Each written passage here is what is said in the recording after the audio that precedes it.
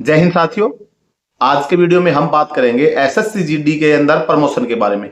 अगर आपका selection SSC GD से हो जाता है, जैसे कि आपका सेंट्रल आर्म्ड पुलिस फोर्स में जैसे हो रहा है आपका BSF, CRPF, ITBP, SSB, CISF, इन सभी फोर्सेज में अगर आपका सिलेक्शन हो गया, सिलेक्शन होने के बाद आपका फर्स्ट जो प्रमोशन होगा कितने साल बाद होगा, मैक्सिमम आप किस रैंक तक प्रमोट हो सकते हैं, जैसे आप पूरी सर्विस करके आते हैं या बीच में रिटायरमेंट लेते हैं तो उस हिसाब से आप कितनी सर्विस करेंगे तो किस रैंक तक आप मैक्सिमम किस रैंक तक आप प्रमोट हो सकते हैं, इसी वीडियो पे बात करेंगे। अगर आप चैनल पे पहली बार विजिट कर रहे हैं, चैनल को सब्सक्राइब जरूर कर दीजिएगा।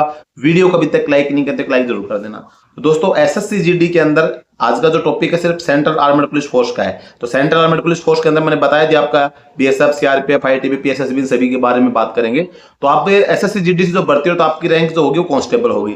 अभी कांस्टेबल है तो आपको पता है कि सिटी जीडी से हम भर्ती हो रहे हैं, तो कांस्टेबल जो होती है, सभी जो आर्मर्ड फोर्स होती हैं इनके अंदर सबसे जो न्यूनतम रैंक होती है वो एज ए कांस्टेबल होती है। अब वो कांस्टेबल के अंदर से जीडी में है, चाहे वो ट्रेडमैन में है, तो चाहे वो मेडिकल स्टाफ, किसी कांस्टेबल की रैंक सबसे डाउन होगी। अब इसके बाद में जैसा फर्स्ट प्रमोशन जो होता है वो हेड कांस्टेबल जीडी में होता है।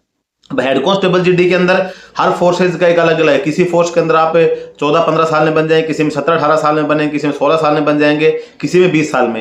यानी कि एवरेज अगर आप देखेंगे तो लगभग सभी फोर्सेज के अंदर मिनिमम आप ये मान के चलो 15 साल से कम में आप प्रमोशन लेने वाले नहीं है। हो सकता है सबसे शायद फास्ट प्रमोशन शायद एसएसबी के अंदर है। बाकी लगभग ये मान के चलो कि 15 साल आपको अगर एवरेज वैल्यू निकालें, मिनिमम 15 साल और मैक्सिमम आपको 20 साल में आप हेड कांस्टेबल बनते हैं। अभी अगर आप सेंट्रल आर्म्ड पुलिस फोर्स की बात करें तो इनकी जो सेवा होगी, आपको पता है कि मिनिमम सेवा जो आपको करनी पड़ेगी वो 20 साल सेवा करनी पड़ेगी। अगर आप जैसे चाहते हैं भी मेरा फैमिली बैकग्राउंड अच्छा, आपने 20 साल की सेवा में बढ़िया अपना एक सेविंग करके एक अच्छा जुगाड़ कर लिया, कोई सेटअप कर लिया, या फिर आपका फैमिली बैकग्राउंड अच्छा है, या फिर आप जब सर्विस लगे तो आपकी जब शादी हुई तो आपकी वाइफ भी जॉब के अंदर है, तो एक अच्छा सेटअप हो जाता है 20 साल की सर्विस में। अगर आप एक अच्छे तरीके से चलते हैं, अच्छे तरीके से सेविंग करते हैं, बेफिजूल खर्चे नहीं करते, तो आपकी सेविंग के हिसाब से आप 20 साल के अंदर अपना सेटअप ऐसा कर सकते हैं। बहुत सारे ऐसे होते हैं कि रिटायरमेंट आके 20 साल सर्विस करके अपना छोटा मोटा बिजनेस अपना कर लेते हैं, अपना टाइम पास हो जाता है। अगर आप 20 साल के बाद रिटायरमेंट आप लेते हैं और आप किसी प्रकार के एलडीसी एग्जाम वगैरह के अंदर पार्टिसिपेट नहीं करते हैं, तो आप एक किसी भी फोर्स के अंदर आप रहेंगे तो आप maximum age a head constable आपको रिटायरमेंट लेना पड़ेगा। हेड कांस्टेबल से ऊपर आप नहीं जाएंगे।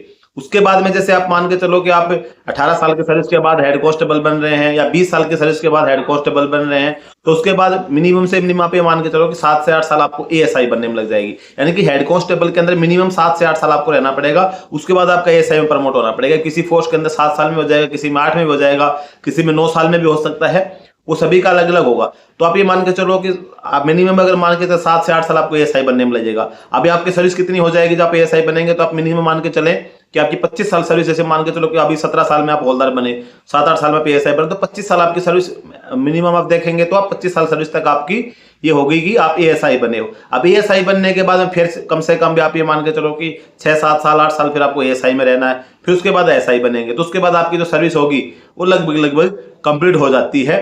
जैसे जो बच्चा 23 साल का भर्ती हो रहा है या 25 साल का भर्ती और 27 साल का भर्ती हो रहा है, भाई जैसे एससी एसटी ओबीसी को एज में रिलैक्सेशन मिलता है, बाकी जनरल को तो मिलता नहीं। तो एससी एसटी वाले होते हैं वो 25 26 27 साल तक के भर्ती होते हैं, तो उनको तो क्या आगे जो ज्यादा एज में भर्ती हो तो एज ए सब इंस्पेक्टर्स को रिटायरमेंट लेना पड़ेगा। अगर आप कम एज में भर्ती हो रहे, 18 साल 19 साल 20 साल में भर्ती हो रहे हैं और आप पूरी सर्विस करते हैं, पूरी सर्विस के दौरान अगर आपका रिकॉर्ड अच्छा है तो आप इजीली इंस्पेक्टर तक, जैसे लास्ट जो सर्विस होती है आप 60 साल की एज तक सर्विस कर सकते हैं। यानी कि आपकी एज 60 साल होगी, जैसे आप 19 साल के भर्ती हुए तो आपको 41 साल सर्विस करनी पड़ेगी, तो आप इजीली इंस्पेक्टर रैंक तक पहुंच जाएंगे। आज के हिसाब से जो प्रमोशन की जो कंडीशन सभी फोर्सेज के अंदर है, तो आप इंस्पेक्टर तक पहुंच जाएंगे और इंस्पेक्टर से आपको रिटायरमेंट आप आ जाएंगे। क्योंकि इंस्पेक्टर के बाद में जैसे आप असिस्टेंट कमांडेंट बनने के लिए भी वर्तमान के अंदर सभी फोर्सेज के अंदर तंगी है। कोई एक आध फोर्स के अंदर फास्ट प्रमोशन के लगभग सभी का कोई 1 साल 2 साल का आसला आगे पीछे रहता है, बाकी सभी फोर्सेज का वही रहता है। तो आप ये मान के चलो कि इंस्पेक्टर रैंक तक आप इजीली पहुंच जाएंगे अगर आप कांस्टेबल से भर्ती होते हैं, कम एज में है। बाकी ज्यादा एज में आप भर्ती हो रहे हैं तो फिर आपको ये मान के चलो कि सब इंस्पेक्टर रिटायरमेंट आना पड़ेगा।